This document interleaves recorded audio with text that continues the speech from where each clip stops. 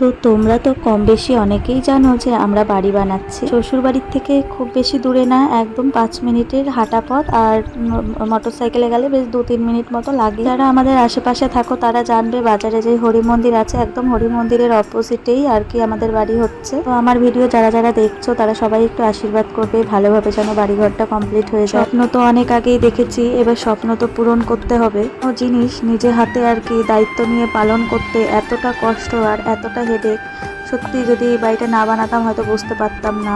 মানে যে এত ঝামেলা, এত মানে আর কি বলবো, এত ভোগান্তি। আজ এই যে ইট আসছে তো কালকে বালি আসছে না, যেদিনকে মাটি আসার কথা সেদিনকে মাটি আসছে না।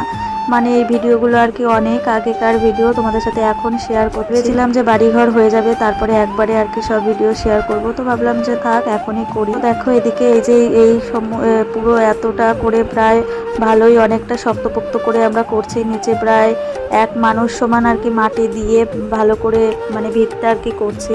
আর তারপরে এই দেখো মাটি ফাটি ফেলা হয়ে গেছে, তারপরে প্রায় অনেকটা গ্যাপে গ্যাপে দিয়ে কিন্তু মিস্ত্রিরা আসছে। আর এই যে আজকে এই দিনকে মানে আর কি মেঝো ঢালাই হবে। আর মেঝো ঢালাইয়ের কিছুক্ষণ পরে মানে মারাত্মক লেভেলে বৃষ্টি হয়, আমরা তো খুবই ভয় পেয়ে গেছিলাম।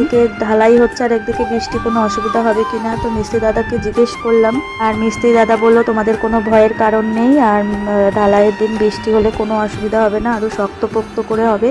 তো দেখো এই যে ঢালাইয়ের পরে, আর এই ভিডিও ক্লিপটা কিন্তু আজকে বাজারে দরকারে গেছিলাম। আর জানো তো যেদিন যেদিন মিস্ত্রি আসে আমি কিন্তু যাই দেখতে, আমার বেশ ভালো লাগে। ভিডিওটা কেমন লাগলো সবাই কমেন্ট করে জানিও, আর বাড়িটা কিরকম হচ্ছে সেটাও বলো।